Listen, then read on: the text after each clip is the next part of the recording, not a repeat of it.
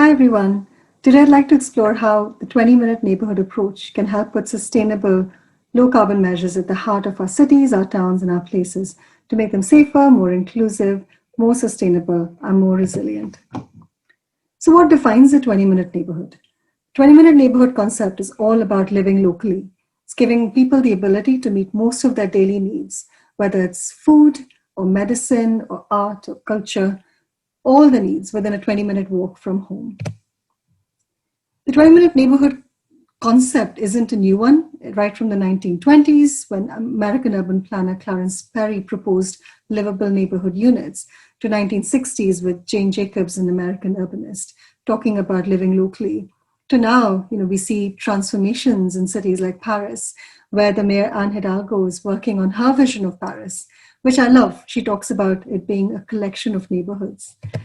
Where Melbourne, for example, has adopted a long-term strategic plan for 20-minute neighborhoods, which isn't just about transport or access to services, but it includes improvements to streets to make them greener and safer, access to parks and playgrounds.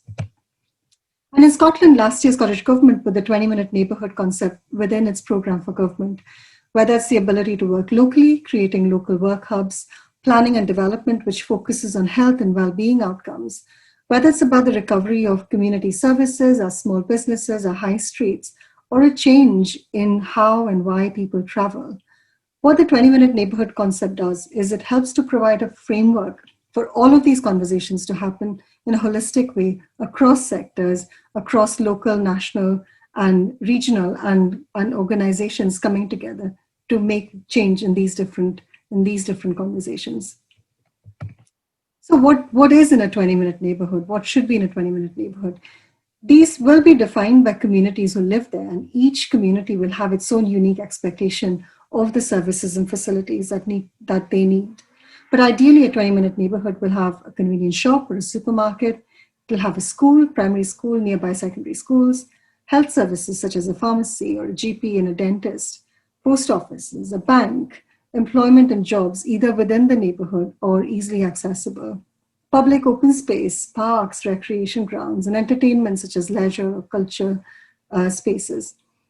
The transport provision has to make sure that public transport is of high quality, access to regular buses or trams or train services, high quality walking and cycling infrastructure, places that invite people to choose to walk or cycle, and places that are designed for low speeds, limited car parking, local centers which are easily accessed by walking.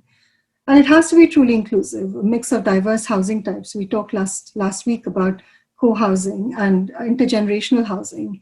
Genuinely affordable and social housing has to be present. But as we know, no one size fits all. A 20-minute neighborhood in Edinburgh or in Glasgow will be very different to a 20-minute neighborhood in an island community or in the Highlands.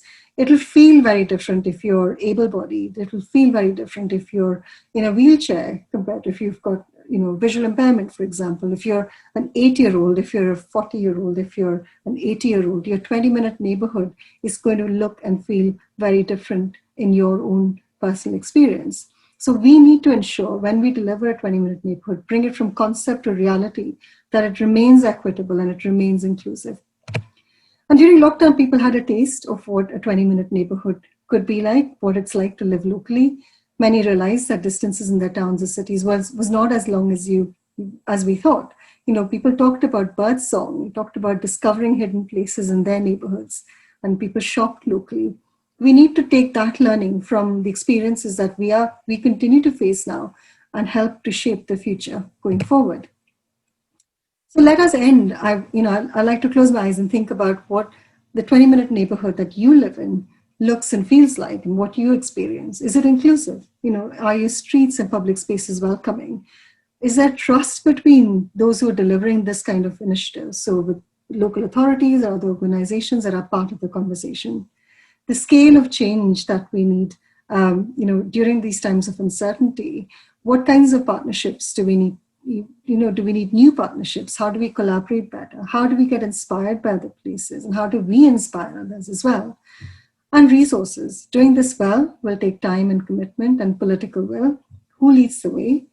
I look forward to exploring this further with the Assembly. Thank you very much.